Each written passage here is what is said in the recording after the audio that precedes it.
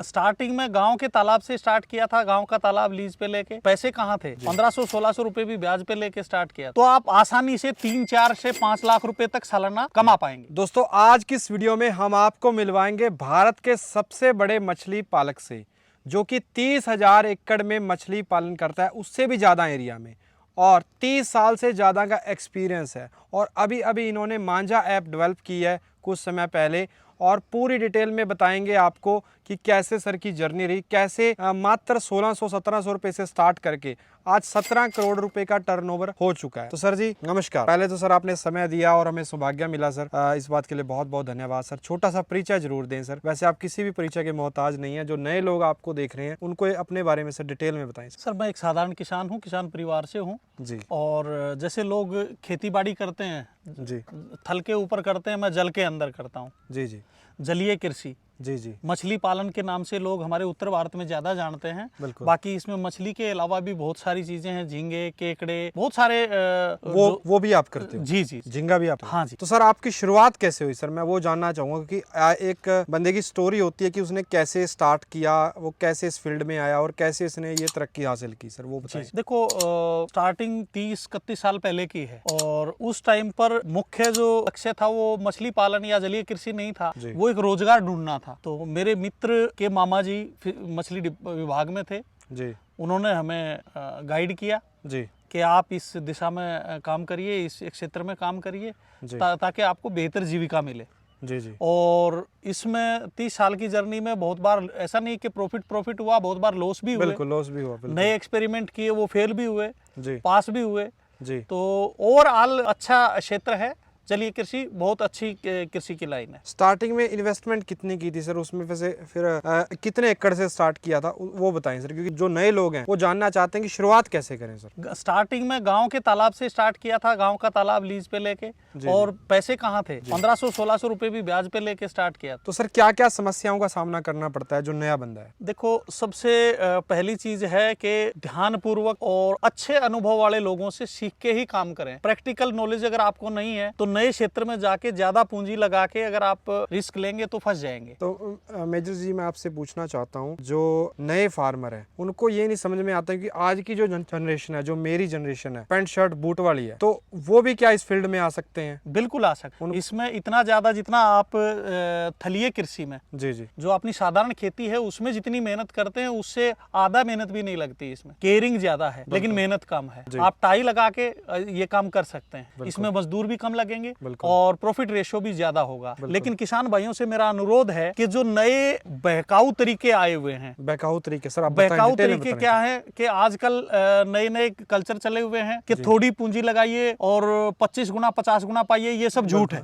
ऐसा नहीं है। आप ऐसा कर सकते हैं कि आप 100 रुपए लगा के 50 रुपए कमा सकते हैं, 40 रुपए कमा सकते हैं, इतना कमा सकते हैं। अगर कोई बोलता है 100 रुपए लगा के आप 2000 कमा सकते हैं, 5000 कमा सकते हैं, मछली पाल के नहीं कमा सकते, झींगे पाल के नहीं कमा सकते, तो उस ऊन में ना जाए। खास करके 40% के आसपास प्रॉफिट आप ले सकते हो मैक्सिमम जी।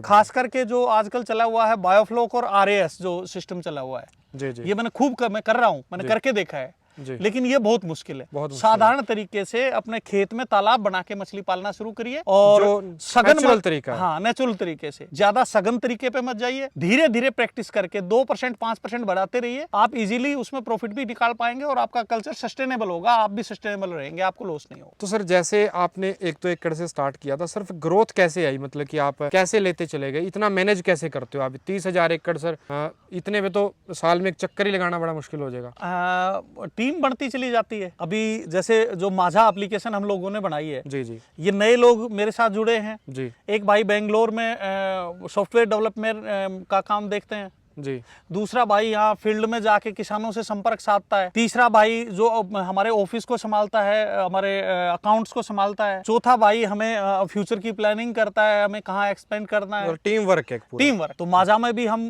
सारी समस्याएं और सारी जो ट्रेनिंग है हम एक ही प्लेटफॉर्म पे लेके आ रहे हैं, वो है माझा। बिल्कुल, जो आपका नया कॉन्सेप्ट है। हाँ जी, नया कॉन्सेप्ट। और इसमें आपके साथ कितने किसान जुड़ चुके हैं सर? अभी 10,000 से ज्यादा किसानों की खरीद फरोख्त हो चुकी है हमारे साथ। इससे भी आपके बिजनेस में काफी ग्रोथ आई होगी। हाँ, अभी ये नया स्टार्टअप है हमारा और इसमें बड़ी उम्मीदें हैं हमारी कि पूरे भारतवर्ष में जो मत्स्य किसान या जो जलीय कृषक हैं उनको हम बेहतरीन सेवाएं प्रदान कर सकें इस प्लेटफॉर्म के जरिए। जी जी।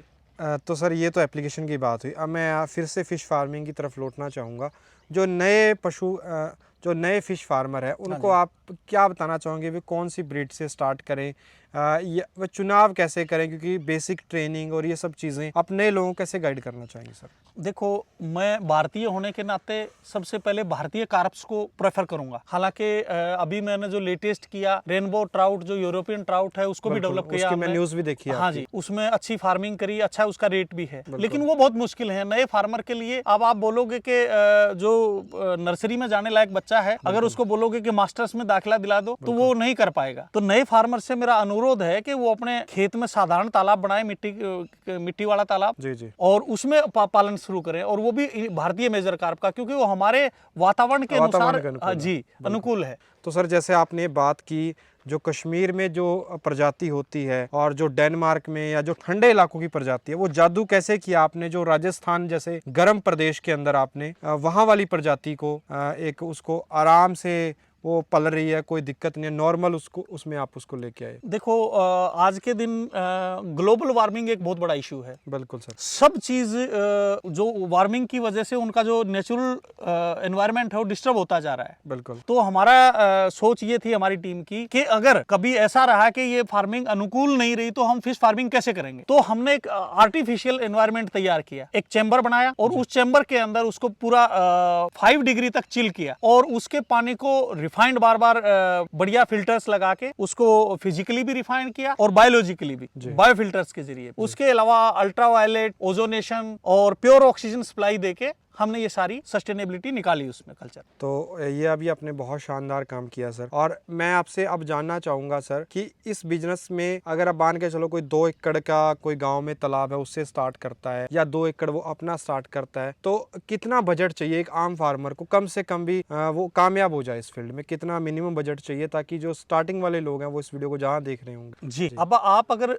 2 एकड़ में स्टार्ट करना चाहते हैं तो आपको कम से कम बजट 10 लाख रुपए लेके चलना पड़ेगा। 10 लाख रुपए लेके और पूरी प्रैक्टिकल ट्रेनिंग करके तब आप शुरू करें। बिल्कुल। तो आप आसानी से 3, 4 से 5 लाख रुपए तक सालाना कमा पाएंगे। यानी कि जो हमारे 10 लाख है वो 15 लाख के आप उसमें टर्नओवर कर सकते हैं। जी जी जी। जो कि एक मेरे हिसाब से एक आम खेती से हमारे एक बहुत बड़ी बात है, क्योंकि जो जोत है वो आम भारत में आम किसान की अब 2 से 5 एकड़ रह गई है, तो उसके लिए एक अच्छा रोजगार का साधन है जी। तो सर आप अंत में हमारे किसानों को क्या कहना चाहोगे सर? किसान भाइयों को अगर मछली पालन सीखना है या मछली पालन की कोई भी जानकारी या इनपुट्स इंक्वायर करनी है जी, या अपना अनुभव डालना है जी, तो हमने एक ही प्लेटफॉर्म बनाया है, माझा एप्लीकेशन डाउनलोड करें, और इसमें आपको जो भी सर्च करना है या आपको इंक्वायर करना है, या जैसे छोटे किसान एक दूसरे को सीड बेचते हैं अपनी लोकेशन के हिसाब से, आपके ऊपर जो पास जो अवेलेबल है आपके तालाब में जी, वो सीड आप उसके जरिए बेच भी सकते हैं। इसमें कोई पैसा आपका नहीं लगेगा और सबसे कम दाम में आप सारी सेवाएं पा सकते हैं। सीड, फीड, मेडिसिन, हाँ जी, हाँ जी,